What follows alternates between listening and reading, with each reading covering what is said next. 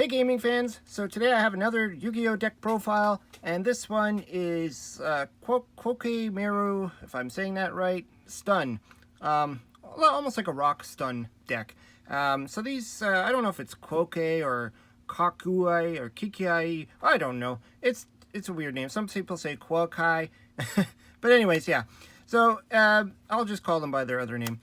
But so basically this is all about summoning these big rock guys and just kind of disturbing your opponent's strategy, because all of them could kind of negate something from your opponent's side of the field. So let's get to the deck profile. So the first one is obviously the Guardian. So this guy, he is really good actually in this format, I guess, you know, with a lot of monster effects running around. So all these guys, all these Koa'ki Meiru guys have the same effect of, during the end phase, you have to destroy it unless you reveal an Iron Core, which I don't play in this deck because I just don't like that card. Or you could reveal a rock monster. So all these guys, you know, they have different. There's different monsters, and they all have different effects and stuff like that. And some of them are not rock, some of them are other monster types and all that. So I'm sticking with just the rock ones for this deck. And so they all have to reveal at least one rock monster. So you want to make sure you have at least one rock monster in your hand at all times. Otherwise, they're going to all die unless you can prevent that. And then you contribute this card to negate the activation of effect monster's effect and destroy that monster. So that's really good. I mean, so if you're, pretty much any effect that goes off, you could pretty much negate it. The next one is the Overload. This one is also, they're all 1900 attack. I think they're all the same defense too. 1900 attack, 1200 defense. So this one is, it's got the same thing. We got to reveal a rock monster. But so when your opponent would summon a monster or monsters, you contribute this card to negate the summon. And if you do, destroy those monsters. So this would be kind of like, you know, if they summon a monster like through link summoning, synchro summoning, just regular summoning. I believe it has to be an inherit summon or a regular summon. It can't be like off of a, you know, like a Monster Reborn or whatever, because you can't chain it to the Monster Reborn. But anyways, yeah, so any monster that they would just summon to the field, if you don't want that monster there, you just negate it. The next one is 3 of the Wall. So this one is the same, and this one negates spells. So if your opponent plays a spell, you can negate the activation and destroy it. And then the last of the 1900 beaters is the Sandman. And this one can actually negate traps. So you know, you can pick and choose your ratios on this. I just decided to go 3 on all of them because you never know. I mean, your opponent could be playing anything, but if you have a meta game where nobody's playing traps, you probably might not want to run him, or just maybe run him at 2 or 1. It really depends on your style of play and who you think you're going to be facing. So anyways, those are all of those guys. So that's the Koa'ki Meiru style. So for the support of the deck, I'm playing one Doki Doki. You know, I kind of like this guy. He's okay. He's 500. The good thing is he could just search out any of these guys that you need. So if you know what your opponent is playing, you can kind of get the setup going.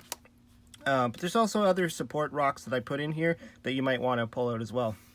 So basically, you discard one rock type monster, special summon from your deck one rock monster with the same original attribute and level as that monster. So they're all Earth and they're all level 4. All these guys. And then you can summon it in attack position or face down defense position, and you can only use the effect once per turn. So, you know, it's a pretty, you know, it's good going first. It can be good even just during the game, just to pull out the card you need. Then for some Reborn effect, we got Block Golem. So this is your little Lego monster. If all the monsters in your graveyard are Earth, you contribute this card to target 2 level 4 or lower rock monsters in your graveyard, except himself or a copy of himself. Special summon those targets. Their effects are negated on the field that turn, but that's fine. Usually these guys are going to use on your opponent's turn, not on your turn. I mean, maybe the trap you might want to use on your turn, but in most cases you can pull back 2 of these guys and you know, you're good. So I put it at 2 because you don't want to see it, you know, right away. You do need some setup. You need to get some of these guys in your graveyard. So I just put it at 2. I think 2 should be good enough. Then we're playing for the kind of the stun part of the deck. Barrier Statue of Drought. No monsters can be special summoned except for Earth monsters. Again, your entire deck is Earth, so this doesn't affect you. And, you know, it does have the low attack. They all do. All the barriers have the 1,000 attack. So you kind of have to support it in certain ways, but depending on your opponent's deck, you can just really mess them up. And then similar, we have Fossil Dino. I'm not even going to say that word. We'll just call him Fossil Dino. Dyna. Neither player could special summon monsters. So it's sort of like the barrier, except you can't special summon either. So nobody can special summon. And the cool thing about this is when it's flipped face up, you could destroy all special summon monsters on the field. So if your opponent gets off on a nice good turn and has a full field of special summon monsters, you know, you can, even through Doki Doki, you can get this guy face down, and then when he gets attacked or you flip him face up, you blow up the field. And then just for fun, I thought let's throw in a Mega Rock Dragon. Since I'm playing a ton of rocks, why not? I mean, this could be a good finisher card. I don't think I'd play any more than one, but he cannot be normal summoned or set. This card cannot be special summoned except by removing from play a rock type monster or monsters from your graveyard. The original attack and defense of this card becomes the number of rock monsters you removed from play when you special summon times 700. So, you know, if you get late in the game and you get a ton of rocks in the graveyard, this guy can get pretty big. So, you know, just a surprise punch in the head. So that's it for the monster count. I think there's like 21 monsters somewhere in there. I'll just put that over there. So we got spells now. So because we're playing these Koa'ki Meiru guys, it's always good to play this spell, which is the Diamond Core. So you can add any Koa'ki Meiru card from your deck to your hand except Diamond Core itself. So you can't do the whole Toon Table of Contents idea where you just grab another copy of itself. You could banish this card from the graveyard for the rest of the turn, and then monsters you control cannot be destroyed, or the Koa'ki Meiru monsters you control cannot be destroyed. So that works in two ways. I mean, your opponent, if they try to, like, say, Torrential Tribute or whatever, Dark Hole, you could just banish this from your graveyard. They'll all be safe. The other thing is off their own abilities of when you have to reveal a rock monster at the end of your turn. If you don't have anything, you can still just banish this from your graveyard. They won't die from their effect. So it's good in a pinch. The next card, which I needed to wait to get those new structure decks, the Machina structure deck, to get these cards, but Ties of the Brethren. So pretty much your whole deck is rock, earth, attributes. So pay 2,000 life points, then target one level 4 or lower monster you control for the rest of this turn. After this card resolves, you cannot special summon monsters.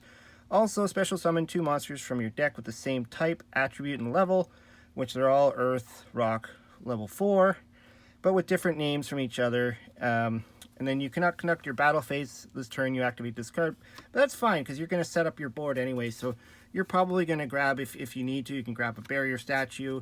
You can grab, depending on what your opponent's playing, if they're playing traps, if they're playing spells, monsters, if they're going to activate an effect, you could just throw all these guys out there on the field and get yourself set up. So, or you could even end up with a Fossil Dino just to shut down all special summoning just after you activate this card. So really good card. I mean, this is what makes the deck work. Otherwise, you would just be like one rock per turn pretty much. Then I decided I need something just in case something happens or all heck breaks loose.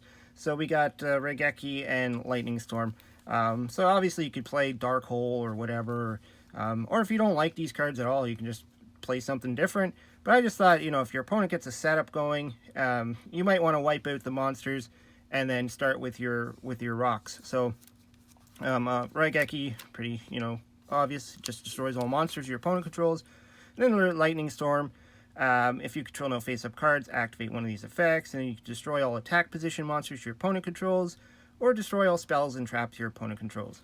Hopefully this card gets a reprint at some point, because right now it's really expensive, so I'm sure once it does get a reprint, it's going to be everywhere, possibly, or in your side decks.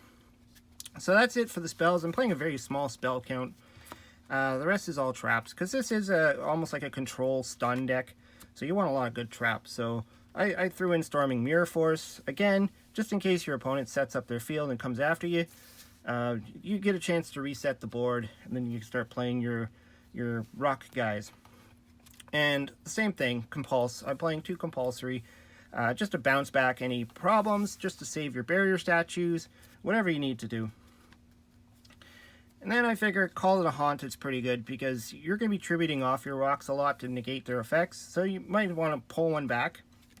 Another good thing you can do is if you have a ton of these guys in your graveyard, you can bring back Block Golem and then use his effect on your turn. So that's pretty cool. And for the stun part of it as well, 2 goes in match, because you're playing all earth and you're playing, all rocks, whatever. And the same idea, 2 Rivalry of the Warlords. So these cards don't do anything for you. They don't hurt you at all, but they can hurt your opponent. So this is for the attributes. So everybody has to have the same attribute on the field. So I will only have earth. The opponent will only have whatever they're playing. And this is the same thing, but it's with creature types, or monster types. Each player can only control 1 type of monster. So for us, it would be rocks. And to end it off with 3 Solemn Judgments. I was thinking of playing more counter traps like Solemn Strikes, but the only thing that kind of slowed me down on that thought was the Ties of the Brethren costs you 2,000 life points. So if you're activating Solemn Judgment, you're activating Ties of the Brethren, eventually you're going to have very little life points left. So Solemn Strikes might be a little bit hard to, pull off. I even at one point had Solemn Warning in this deck, and I thought, same idea. Solemn Warning is another 2,000. So, Solemn Judgment is always live. You can always activate Solemn Judgment.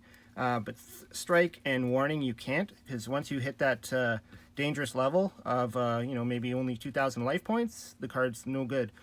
Also, you don't want to get yourself down that low because, you're more vulnerable to attacks. So that's pretty much the deck. That's what I came up with anyways. Let me know what you think. This is also, kind of an old school deck as well. Those are the type of decks I like to build because I just have to work with what I got. Anyways, hope you liked the video. Let me know what you think down in the comments below. What would you take out? What would you add?